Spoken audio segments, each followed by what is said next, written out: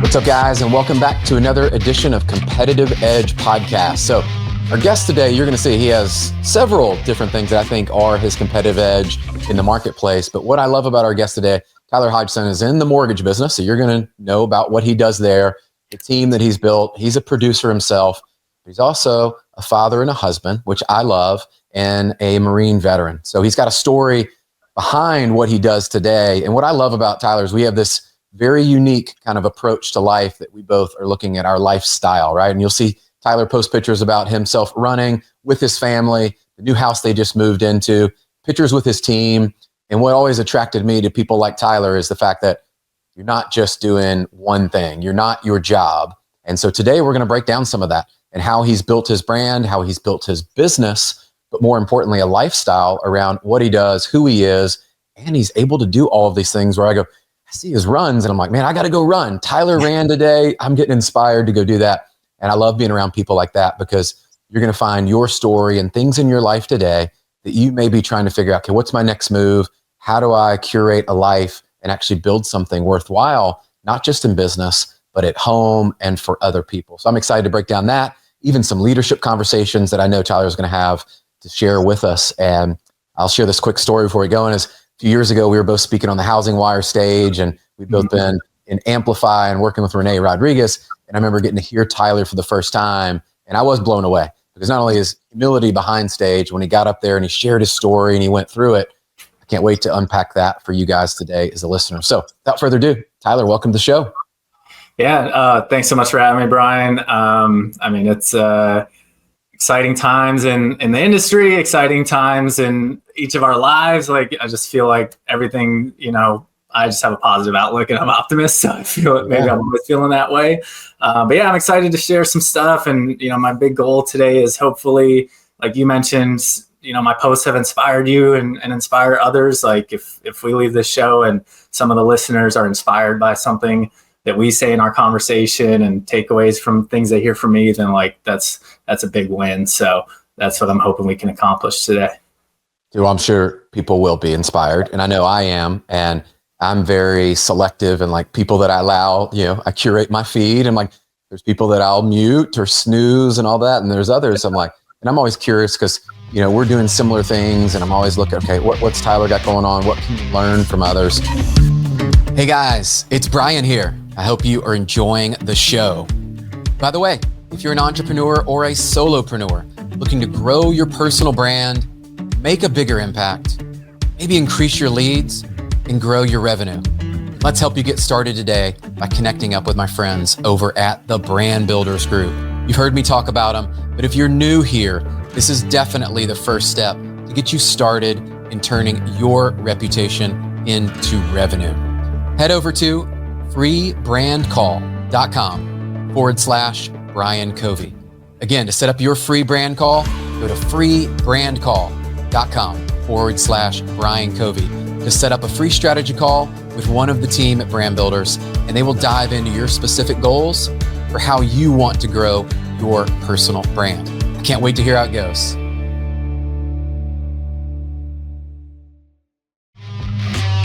So I'd love to start there, man. I was like, where does that positive outlook and the way that you show up today, where did that originate for you? Because you do show up in a very intentional way that I think people miss if they're not watching your content. Hopefully they will now. But where did that come from for you? Yeah, it's kind of interesting. Like, I feel like I've always been really positively motivated to like do the best I can do and succeed and like work hard and stuff. But like, there were definitely times in my life where I struggled with depression. And, you mentioned my Marine background, and there, I've been through the transition out of the Marine Corps. And even when I was in the Marine Corps and stuff and dealing with, emotional issues and things like that. But like, even during those times when I was maybe depressed, I still like felt like I can do better and I can do more and I want to do better. So I don't know, it's kind of a weird dynamic to say like, oh yeah, I was depressed, but like also I'm like want to do better. But yeah, I feel like there's kind of this intrinsic thing inside of me that motivates me to want to do more.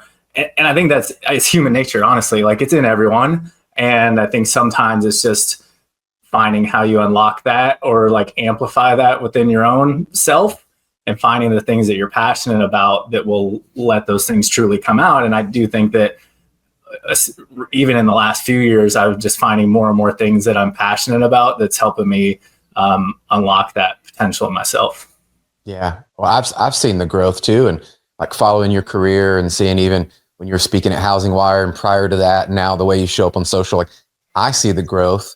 I think for a lot of people, that's what they want, right? And they want to look back. I always think about, man, if I could look back at Brian 5 years ago and look forward at Brian 5 years from now, like there needs to be some growth and some change and maturity and all that. And for you, what has been some of the drivers? Because I do see this kind of maturation process, right? Both you can see it in business, but speaking and all of those things.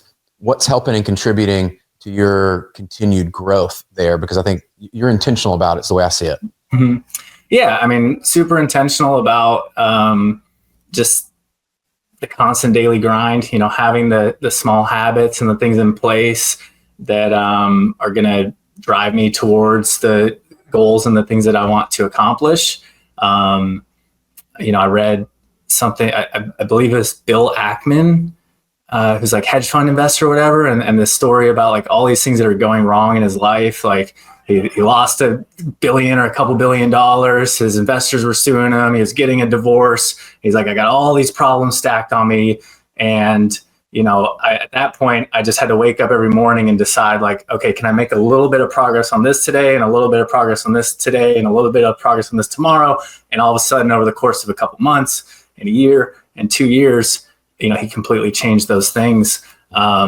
So, focusing on the daily habits and stuff, and, just surrounded with a lot of great people, great leaders and mentors around me. You mentioned Amplify and Renee Rodriguez, Anthony Casa, who's our CEO at U Mortgage, and a good friend of mine. Those two have taught me a lot in the last couple of years and helped me mature as a leader, as a person, as a, father, husband, everything along those lines. And then even some of my, fellow leaders and loan officers within my team, just, always learning from being around good people. Yeah, that's the game. Your environment is such a big thing. And I think back to your Marine background, was there anything that stood out to you today as you look back on your career and time there that was a leadership lesson you now look back on and go, man, I'm thankful I got to learn this while you were serving? It's like, I love my time in the Marine Corps. I excelled pretty well. Like, I got promoted. I had leadership positions and stuff. And so obviously you learn at a very young age. You're like 20 years old and you're in charge of other Marines who are 18 and 19 and in charge of equipment. And, you're in combat and these things, you learn a lot very quickly. But at the same time, you sort of deal with like this bureaucratic leadership. Mm-hmm. It's just all the layers and like this person outranks you. So they're your boss, even if like, I know more than you do about this. And like, you're telling me what to do. Like, you don't even know. So I always kind of struggled with that dynamic, which is one of the reasons I decided to get out of the Marine Corps, because I have that like entrepreneurial spirit. And I think a lot of us in our industry, I mean, sales people especially, and leaders, like we're entrepreneurial. So we maybe don't do well under the bureaucratic corporate type of like, hey, just, do what we say. And like, here's all these written rules and regulations. Yeah. We kind of want to do what we want to do. So I got to experience lots of different leadership in the Marine Corps, from like me leading and kind of being thrown into that at a young age, as well as like seeing, the leadership structure of a big bureaucracy, but also leadership at small team levels.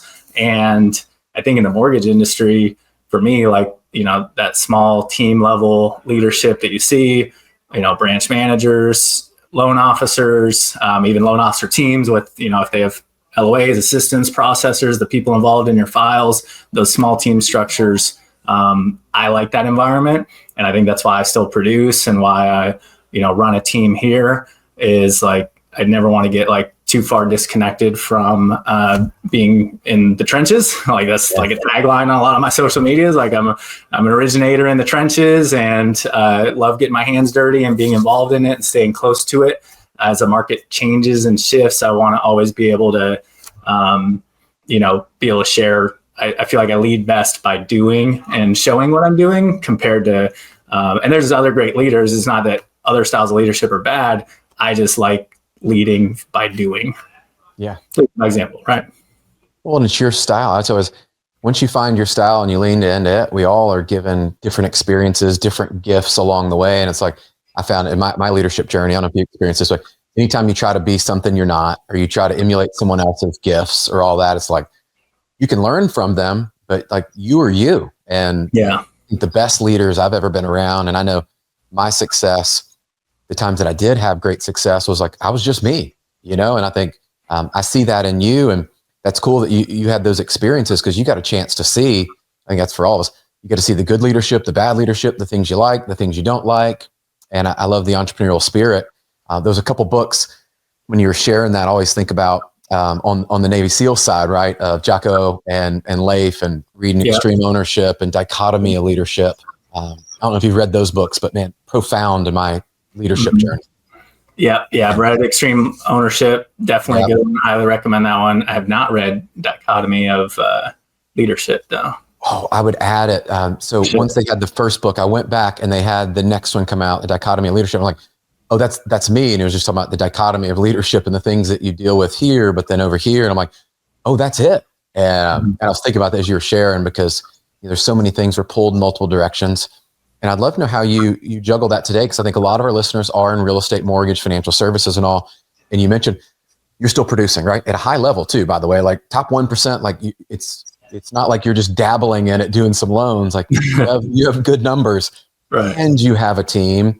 And I see you out personal brand, and you're doing all these things. And so, as you've gone through that, are there things you've learned that if somebody's listening going, man, Tyler, how do you do all these things? I'm struggling. I'm trying to do this, trying to do that. And we hear that often. What are some of the lessons you've learned over the last few years of being able to show up with multiple responsibilities? Yeah. I think people have probably heard this a lot in the last couple of years, like getting back to the basics and, blocking and tackling and those small things that you're doing every day. And it's the consistency. If I can move the needle forward in one area today and somewhere else tomorrow, now, 6 months from now, I look back and I'll look at all this progress and change that I've made. And like the energy, you create from each of those little small wins, then just like reinforces it and makes you want to do something else, do something more. Like, cool. Like at this point, I just love doing loans, because like I just love, I want to do another deal. Like I just want to do another loan. I love the adrenaline rush of it, and I love interacting with the people, and I love sharing the wins and the stories and the closings and all the things there. And I love seeing my LOs win and them experiencing those wins of having that. We encourage them to go like make that cold call to the realtor, and here's a script, and then they got the meeting and they came out of the meeting and they're super excited and they finally found some success there, and now they go do it again 2 or 3 or 4 or 5 times. And like being able to see them repeat those habits that we're able to share with them is super cool as well. To me it's like I don't know. It's all kind of cliche, It's like doing the small things and doing them well, and they add up. But it's just true. Like, and I think Renee's the one who says that about cliches. Like they're only cliche because like they're true. Right. We've seen them, and I do think it is a back to basics. And as you mentioned that, I think about that, and yes, things have evolved. And I love your take on this too. Is I do think social continues to grow. You've built your brand. I'd love some insights on that in a minute. But when you say back to basics, I'm always curious on this, because if I were to ask 10 different, leaders today in our space, they probably give us different basics. Are there things that you found yourself going back to more than others, whether it's in your prospecting or your process, and things that you say, okay, if I were to start back over, or things that are kind of, I say, pillars in our business that you go, these are the basics that we teach our team. These are the ones that work for us. Are there some that stand out for you that you'd say, these are the ones I would recommend you focus on? Yeah. What I realized is when I first started, I got a lot of success early on, but I didn't really know sales that well. I didn't have a sales process. I wasn't good at sales. But before I got in the mortgage industry, I went to college for accounting. I was a behind the desk nerd kind of person. I very much consider myself an introvert. I'm not a super outgoing, networking kind of person. So I didn't really know how to sell, and I have call reluctance. Like I'm not going to cold call agents. I'm not going to do this. And so, I found success through social media and, doing a good job and word of mouth and referrals and all of these things. But if I were to go back and start over now, like I know so much more about sales and following a process and having, here's the scripts I say to do this, and here's what I would say to overcome this objection. And here, then I just follow the next process and know that it's a numbers game, right? If I need more business, I make X amount of more calls to, agents or past clients, or, those are the basics. It's like, that's where I know where I can get business from. There's a book, Atomic Habits. I'm sure you've read it multiple times. Yeah. And one of the concepts he talks about is explore and exploit. Yes. So 80% of your time you spend exploiting the things that you're good at, so like that's my social media, my existing, agents. And, maybe I'm really good at going to open houses, or I'm really good at going to networking events, or I'm really good at, social media, obviously. So whatever you're good at, that's like 80% of your time. But then explore with the other 20% of your time, try and dabble in the other things to see what else you're good at. I wasn't good at cold calling 10 years ago when I started, but now like I start exploring and dabbling and like, oh, now I'm really good at it. So if I had to start over today, like I would just hit a list of realtors and just start cold calling. And some LOs are listening to this like, oh, like that's old school. Like, I'm doing things differently. Like it's old school, but it works. Amen. I love that. And I started at Wells Fargo Financial, and I remember all we did was cold call.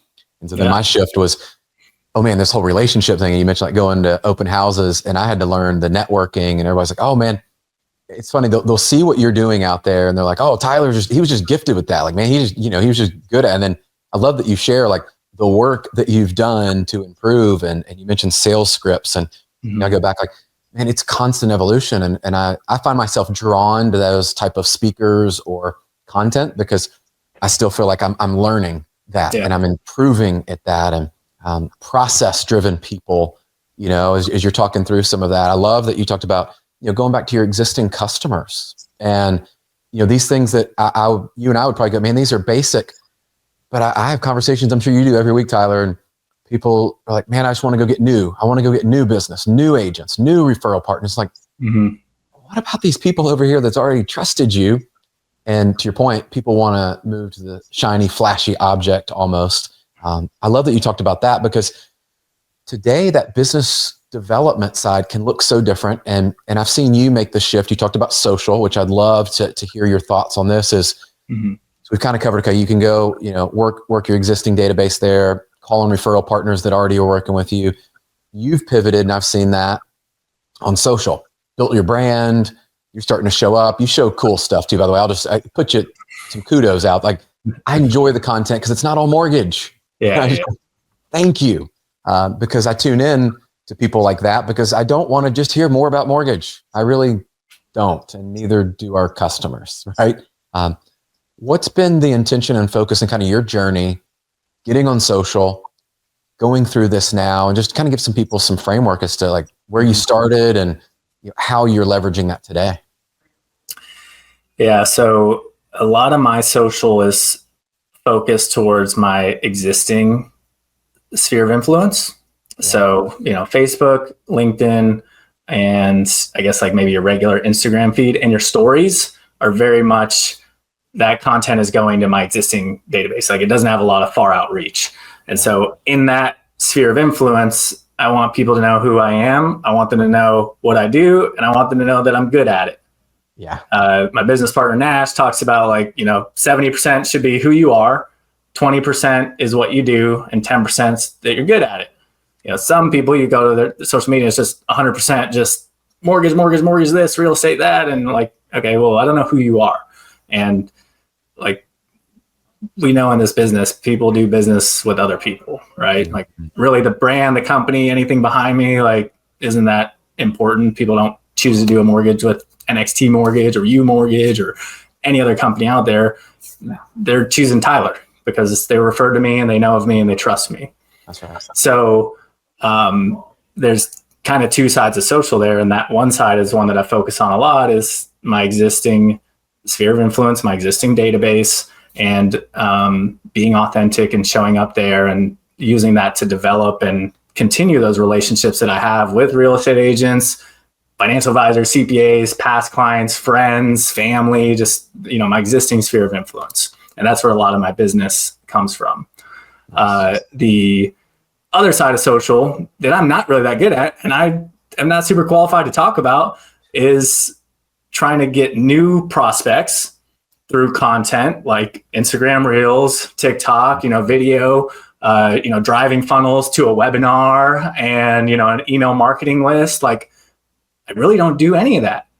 I do it very sparingly. And, I just I explore that. I dabble in that 20%, but 80% of my time is exploiting the area where I'm really strong, which is that sphere of influence side of like Facebook and LinkedIn and my existing connections. And that slowly expands and grows over time, which is helpful too. But there's a lot of value in that existing sphere. A lot of loan officers out there are crushing it, like, great content on Instagram Reels. And that is more focused on a very specific topic and niche. And so if I'm on Instagram and I start like, oh, here's this thing about a mortgage fact, and like, oh, here's a video of my family, and here's a video of my workout, like it's not very cohesive to the brand. And so like Instagram doesn't know who to show those videos to. They're like, it actually helps if you're targeting just like very focused content. If you're doing, video content in that channel, trying to reach new prospects and new business and new connections. So those are kind of the two sides of it. And I think, anyone listening to this, know which one you're going to put more focus on. You may put 80% focus on this one and 20% on the other. And, find where you're going to have more success and what you're more comfortable with, like what you actually enjoy to do. Because if you don't enjoy doing it, then it's going to be harder for you to do it consistently. Yeah, you'll fall. We've seen, how many kind of overnight people you've seen them, they show up and they're going all in on it. And then you look a few months later, like, hold on, where are they again? And what are they doing? But I love this, Tyler, because you're sharing something that I've never heard anybody really share the way you did. And so I want to talk about that and kind of unpack it. Is you're very focused on your current database, the people that already know you, they trust you and all that, which I think is really cool.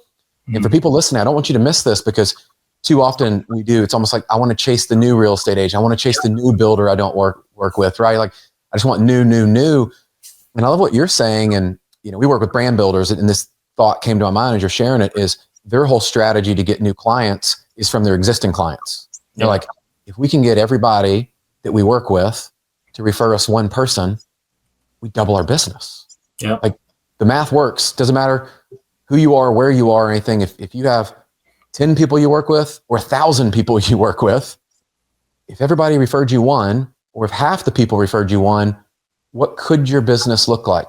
And I love that you've got an approach on this. And I'd love to hear what that kind of looks like in your content strategy. When you start to share things, is that why you share more of like personal stuff and you're not so focused on, mortgage or new products? And that is that your approach to just serve them, give them value, and stay in front of them, to be relevant? Yeah. So I guess first, let me know if you've ever heard this from a loan officer or real estate agent before. Hey, Brian, my service to you, it doesn't end at the closing table. Like, I'm your loan officer for life. Oh, we've heard that a lot. They say it every single time, right? Yeah. And how many of us do our actions match up with that intention? And again, it's not they were trying to lie or deceive. Like, everyone has that intention at closing. Like, man, Brian, like, I'm your loan officer for life. You reach out to me anytime. I'm going to be here to answer your question, help you out. I'm not like the call center or the transactional mortgage company out there that's just doing your loan and gets you to the closing table. I'm here to help you with whatever you need. And I think people truly mean that. But as soon as that deal closes, you got to pay the bills for next month. So you got to find another deal. And like, you got to chase the new business to fill the pipeline today. And then all of a sudden 6 months goes by and 12 months goes by and you forgot about the past client that you made this kind of promise to. Yeah. And it's hard because you have 1,000 people or 2,000 people, and the bigger and bigger it gets, like you can't call every single one of them every week. You can't talk to everybody always. So you need something scalable. Yes. For me, social media does that very well. I can be myself, share who I am, and interact with people too. The other side of social media, we can dive on this maybe in a little bit, is like, it's not just the content you're putting out. That's only 50% of social media. The other 50% is you engaging and interacting as well. Yeah. So yeah, I mean, big emphasis for me on the people who already know, like, and trust you, generating referrals there. And, if we're going back to like, rebuilding my business, people call it the triangle of trust, like just asking for a referral. If I don't want to cold call a realtor, why don't I reach out to my realtors who already work with me and ask them, do they know another realtor? Yes. Why don't I reach out to the title company and ask for an introduction of 2 realtors that they know are really good, that they think would be a good fit and that they know actually do business? Or ask the CPA, hey, do you have any realtors that, realtor clients that you work with? And, asking for those referrals from the people who already know you. It's a warm connection, and it's much higher conversion than a cold call, obviously. So it's more efficient as well, more efficient and more effective. Yeah, dude, I love that. And I'll give this strategy to somebody. We have one of our loan officers and loves to do investor loans and DSCR and all that stuff. And it's a very simple concept, right? So anybody can just take this and run with it. But he has a couple CPAs that he loves, one he works with, and all. I'm like, well, those CPAs file tax returns, and if they work with investors, they see the tax returns.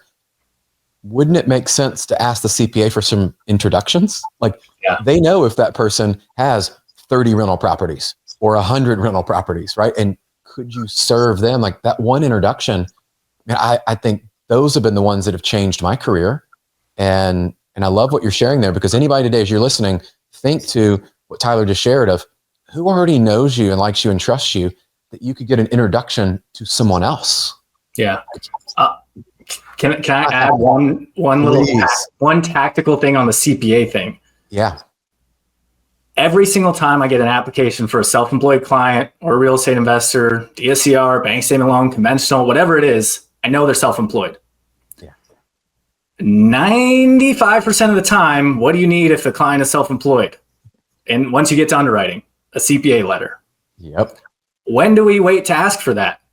When the processor reaches out and asks for it. And then the client's like, scrambling to get this CPA letter. And the CPA's upset because no CPA likes writing a mortgage comfort letter, because it blurs the lines of their, independence and their licensing standards and things like that. Oh, by the way, I know this because I'm a CPA.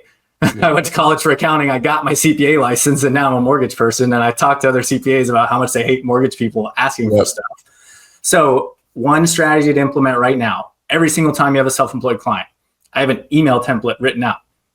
It says, hey, CPA, hope you're doing well. My name's Tyler. I'm currently working with our mutual client, Brian, as they prepare to purchase a house. This is at the time of application and pre-approval. I want to reach out to introduce myself in case we need to connect during the underwriting process. As you know, he's self-employed, and it's not uncommon for a mortgage underwriter to request clarification on their tax returns, and sometimes they may ask for a CPA letter. My first approach is to argue with the underwriter and, minimize the need for the CPA letter, because I know that there's only certain things you're allowed to write, and I don't want to waste your time. But if something comes up later in the process, I hope that we can work together to, handle that and help get your client to the closing table. So I send that little introduction email to the CPA, and they love that email, and they're engaging with me already. Now they're more likely to respond to the request later, because I've kind of framed them up. I'm also copying the client on that communication. So now the client knows that this is going to be a requirement later, and it's not surprising them when they're 2 weeks under contract and the underwriter's asking for it. That's and like, why didn't y'all ask for this up front if you knew it was going to be needed? So I don't know exactly what's going to be needed, but I'm letting the CPA know, hey, it's pretty likely that we're going to have to reach out to you for something. So I want to introduce myself. And now I'm building these good relationships with these CPAs, and they're sending me referrals, or, you work with self-employed clients. I put in there that, like, how I work with self-employed clients, and, all that kind of stuff. So super cool, like, easy tactical tip, self-employed client, pre-approved, send that email. You'll save yourself time in underwriting and you're building some new connections. I love it, man. It just shows your approach too. And for everybody listening, like write that down. That's something you can immediately go do today. Yep. And we all see there's more self-employed borrowers, I feel like, than ever. Yep. It's one where if you just differentiate yourself that little bit, imagine what your business could look like. I always think about these little shifts, these micro shifts. And so I love you sharing that, because that is like tactical. Go implement today.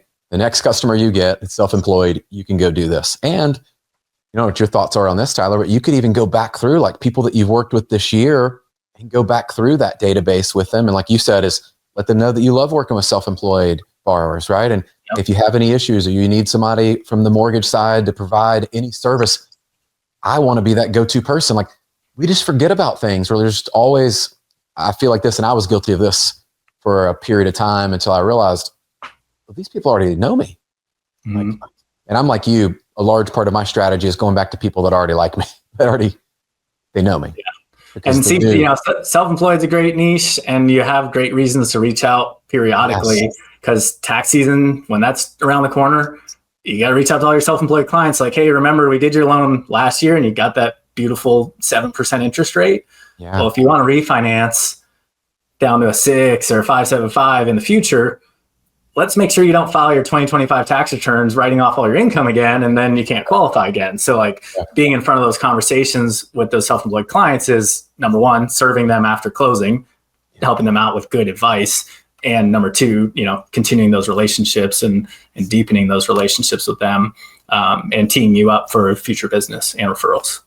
I love it. Yeah. We were actually talking with our CPA the other day, and everybody that has extra K1s and all the things there, like coming through, like he's slammed right now because everybody's finally getting everything together and filing late, and they're basically coming in, and I'm like, man, what a cool opportunity. And we talked about some of those things. So guys, great opportunities. You're listening to this, the timing of it couldn't be better.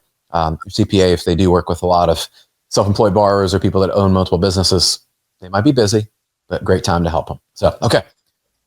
Let's continue to move forward. I'm curious on this because people will see this, and I know you and I, we jam on the health and fitness side. And you talked about earlier, for all the men out there, like I think we've all, if we're honest about it, battled some form of depression. We've battled different things. So like, are we worth it? People call it imposter syndrome, all these things that we deal with. Mm-hmm. I see you going out and you're running, and you got your son is how old now? My son is 1. My daughter is 3. That's what I was thinking. Okay. Yeah. So the younger is the son. Yeah. And so like anybody listen to this, like, man, I remember those ages, and there's a lot going on. There's a lot of expectations. Where do you find time, and how do you block and tackle for your schedule to get in the running and the fitness and stuff that I've seen you really take to the next level? Yeah. Yeah. Very, very disciplined. Like I value sleep. So I'm 7.5 hours of sleep a night. I don't kill myself with like 5 hours of sleep or anything like that. I used to do that when I was younger, but as I get older, I realize sleep's super important too. So I wake up at 4:45 or 5 o'clock every day. I get my morning workout in. I do that every single day, 7 days a week. If I need rest and recovery, I'll do yoga, I'll do stretching, I'll do a light walk. But in the past, I used to do, it's rest day, I'm going to sleep in till 6 o'clock. And then on my workout day, when I try to wake up at 5, I'm super groggy.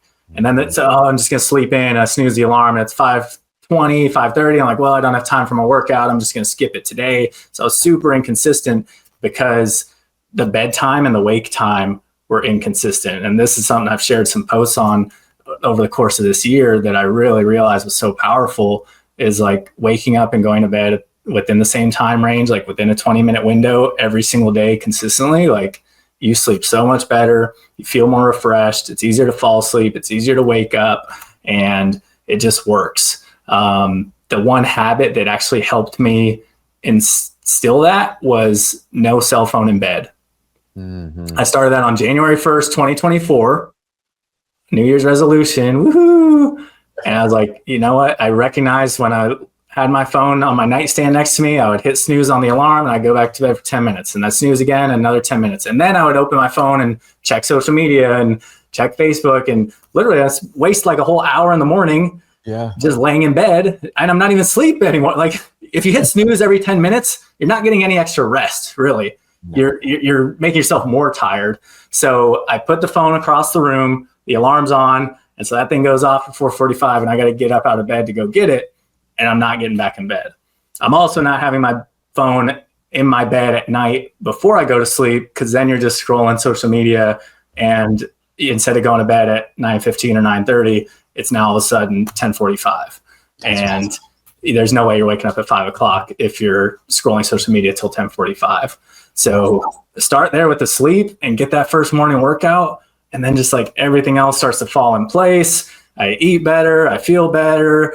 I'm in a better mood. It helps with depression and emotional stuff. And you look better. You lose fat, you build muscle, your health, your heart, your energy, just like everything goes from there. But I think if you start with like, here's the time I wake up and I get movement first thing in the morning, and that means that I need to go to bed by this certain time and stick to that routine 7 days a week. Like that's what really changed things for me starting in 2024. That's so cool. Yeah. And you've stuck with it. And I think it was an Ed Milet podcast. I heard that. And he was talking, people that want to wake up earlier and do it in like 15-minute increments instead of going from 6 o'clock, if that's where you wake up today, and try to go to 5. Like it doesn't work that way. And then he shared the one thing that I implemented around the same time, which is crazy, Tyler. He said, hey, no more snooze. Like when you wake up, if there's a 4 in front of it, 5 in front of it, whatever your goal is that you're going to wake up, like there's no snooze, there is no rollover, there is no go check your social. And that changed things for me, because similar to you, I was like, well, I'll just roll over and get like another 15, 20 minutes of sleep.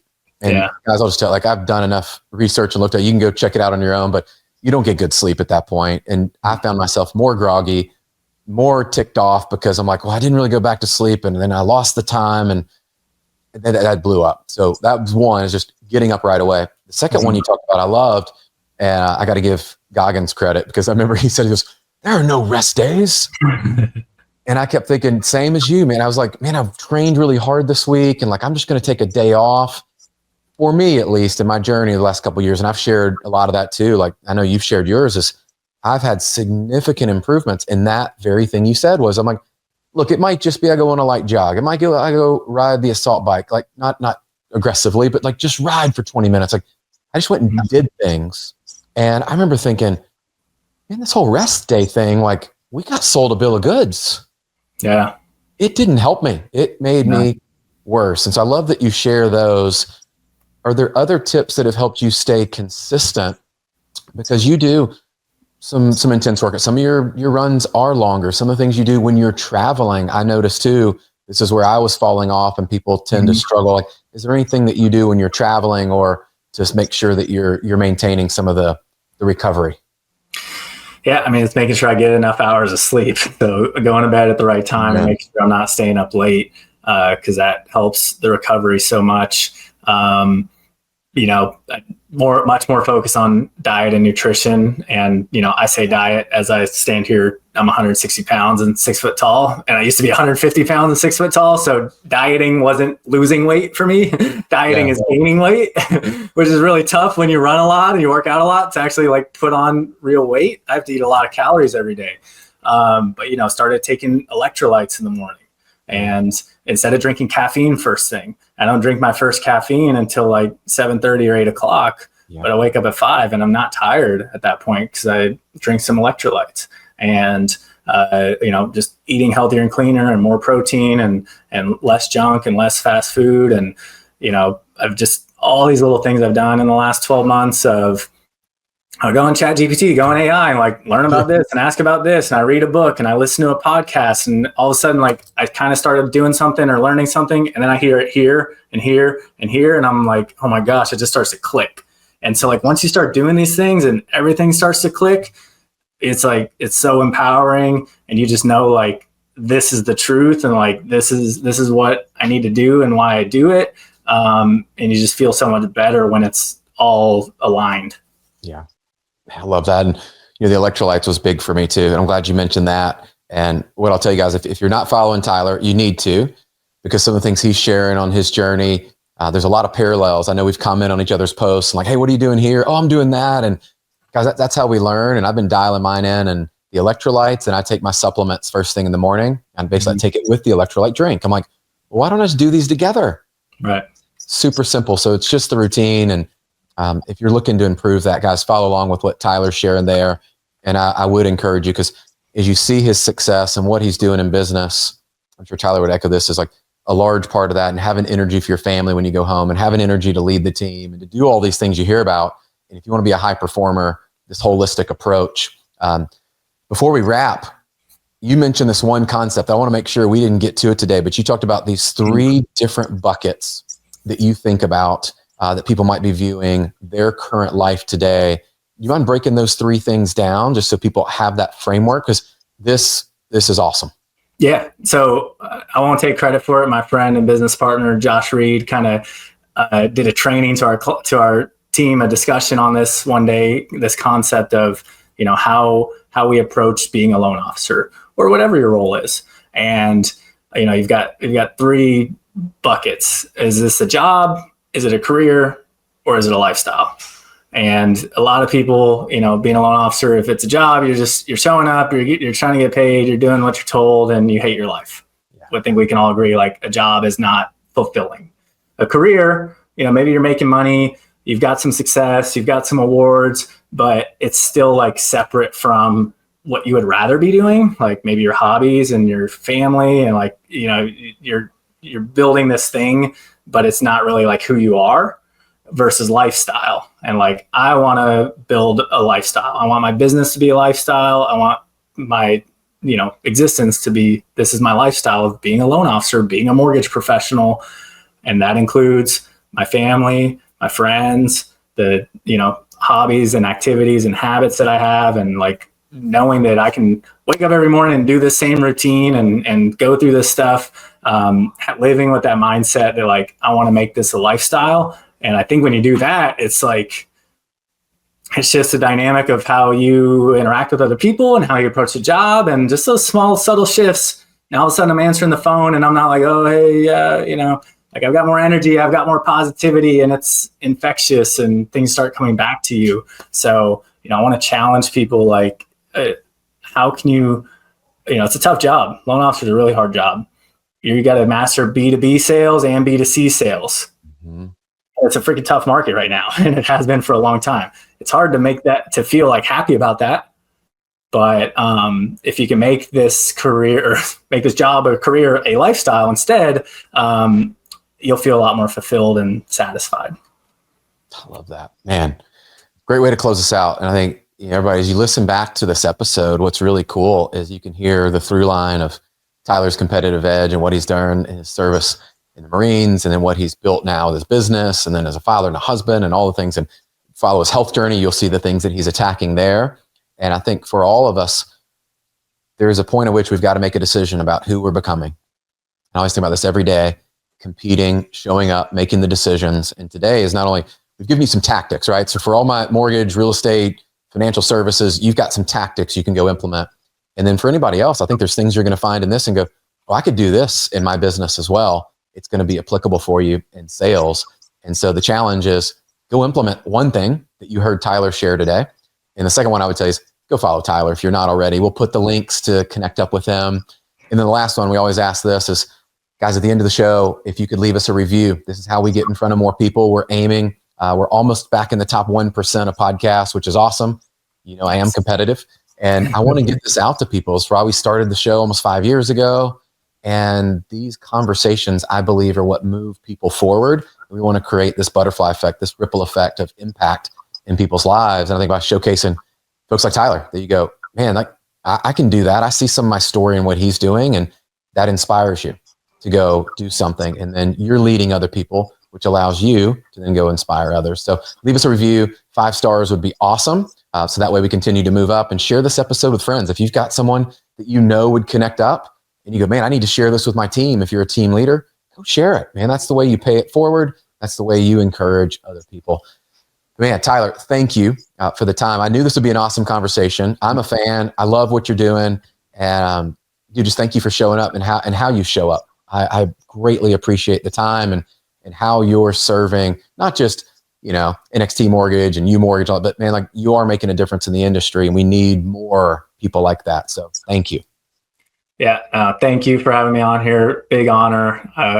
You're someone I look up to as a mentor. I see a lot of myself in you, like, wow, that's going to be me in 30 years, or just kidding. maybe like Not quite yet. I'm getting 10 there. or 15 years. I want to be Brian when I grow up. So, yeah, appreciate all you do, and was glad to be here today, and good conversation. Awesome. Appreciate you, brother. Well, guys, go out there, do something great. Make sure you share the episode, leave us a review. That would be awesome. And until then, go check out another episode, and we'll see you next week. Cheers.